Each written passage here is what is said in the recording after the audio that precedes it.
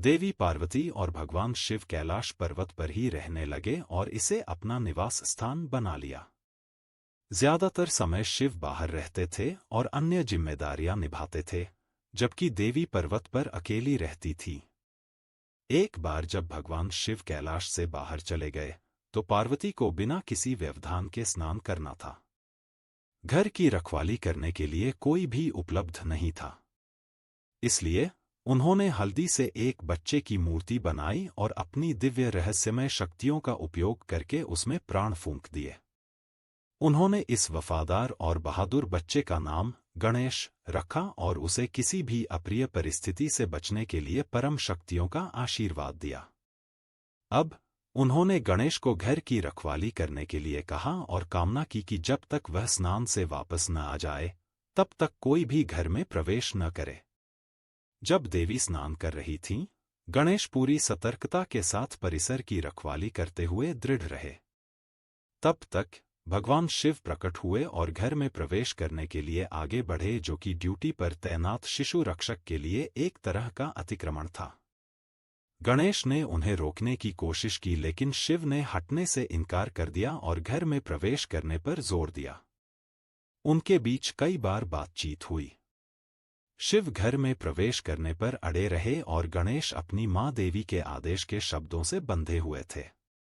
अंत में गणेश ने भगवान को घर में प्रवेश करने की अनुमति नहीं दी। दृश्य गंभीर हो गया और शिव को बच्चे द्वारा प्रवेश रोकने पर गुस्सा आ गया।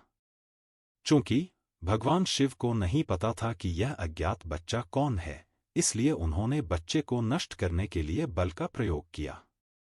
फिर भी गणेश के पास पार्वती द्वारा दी गई शक्तियां थीं, जो शिव की सेना पर विजय पाने के लिए पर्याप्त थीं। शिव की सेना बच्चे पर विजय पाने में विफल रही। हालांकि जैसा कि भगवान शिव अपने अत्यधिक क्रोध के लिए जाने जाते हैं, उन्होंने अपने गुस्से पर नियंत्रण खो दिया और बहादुर बच्चे गणेश के साथ एक व्यापक युद्ध के बाद गणेश का सिर काट दिया।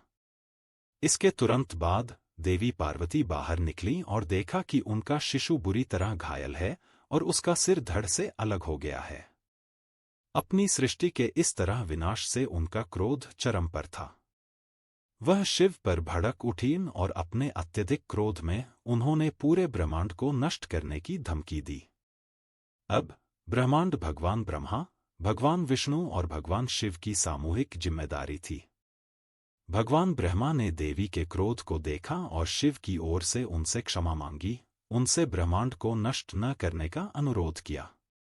देवी ने इस शर्त पर नरमी दिखाई कि शिशु गणेश को वापस जीवित किया जाए और किसी अन्य पूजा से पहले प्राथमिक भगवान के रूप में उनकी पूजा की जाए।